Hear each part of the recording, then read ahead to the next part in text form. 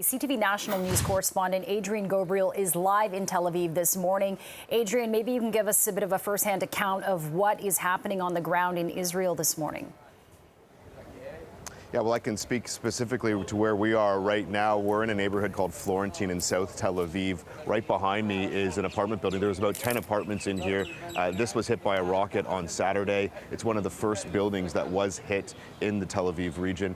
Now, I was speaking just a few minutes ago with a man who was inside this apartment building on Saturday. He was watching television. He heard the air raid siren. He ran to his washroom for safety because he figured it was the safest space because it had walls all around. And then the rocket hit, and the walls came down, and he was telling me simply how he had to crawl out of his building, fearing for his life. We know that one woman was critically injured here in this building. She's recovering in hospital, but just a small sample of a scene that has played out time and time again across the country.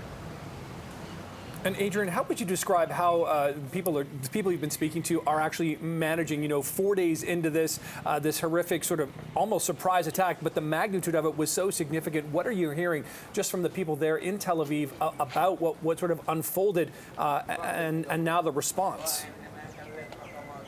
Well, it's still very somber. People, have lots of concerns. I found myself earlier today in a woodworking shop where a man does woodworking for local synagogues, and he said the only reason he was in work was because he needed to do something to keep his mind busy, and working with his hands, helped give him relax a little bit. We were inside a family home this morning.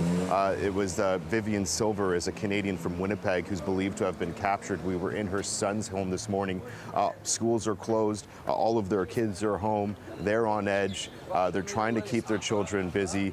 But there's always the ever-present concern of another attack here in Tel Aviv, elsewhere in the country. Tel Aviv, this is a neighborhood that we're in. It's young, it's hip, but it's rather, it's quiet in the evenings. It's not the Tel Aviv, for those who have visited, would know. It's been quite quiet, and the roads are nearly empty into the evening. And Adrian, we know that Hamas says that they're holding about 130 soldiers and civilians, Israeli civilians, and are now, threatening to escalate the situation by publicly broadcasting their execution if they do receive an unwarned attack on their civilians. Is there any reaction from the people that you've spoken to there about how this is playing out between the Israeli government and Hamas?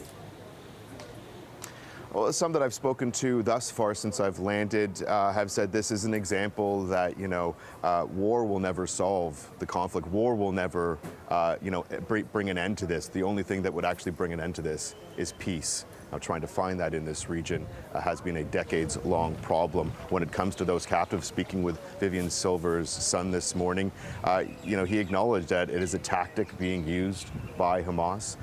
He is sitting by his phone, waiting for word, any kind of word, on his mother, on her whereabouts, on her condition, but no word such as yet. All right, that is CTV National's correspondent Adrian Gabriel live in Tel Aviv this morning. Adrian, do appreciate this. Thanks so much for the update on the ground there, and we'll be talking soon. Thank you. Thank you. Thanks.